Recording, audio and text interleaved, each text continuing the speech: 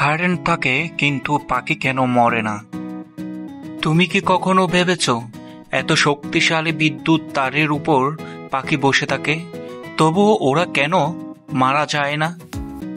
চলো আজ জেনে নেওয়া যাক এর পেছনের গোপন বিজ্ঞান। যখন কোনো পাখি বৈদ্যুতিক তারের উপর বসে, তার দুই পায়ে একই তারের উপর থাকে, মানে দুটো পায়ের মাঝখানে কোনো ভোল্টেজ পার্থক্য নেই, তাই বিদ্যুৎ তার শরীরের মধ্যে দিয়ে প্রবাহিত হতে পারে না। সহজভাবে বললে, কারেন্ট সব সময় সেই পথেই চলে যেখানে ভোল্টেজ পার্থক্য থাকে, কিন্তু পাখির দুই পা একই ভোল্টেজে থাকে, তাই কারেন্ট তার দেহের ভেতর দিয়ে যেতে পারে না। তবে সাবধান, যদি সেই পাখি এক পা এক তারে রাখে আর অন্য পা অন্য তারে বা খুঁটিতে রাখে, তখনই সৃষ্টি হয় ভোল্টেজ পার্থক্য আর কারেন্ট শরীর দিয়ে প্রবাহিত হয়। ফলাফল মুহূর্তের মধ্যেই মৃত্যু।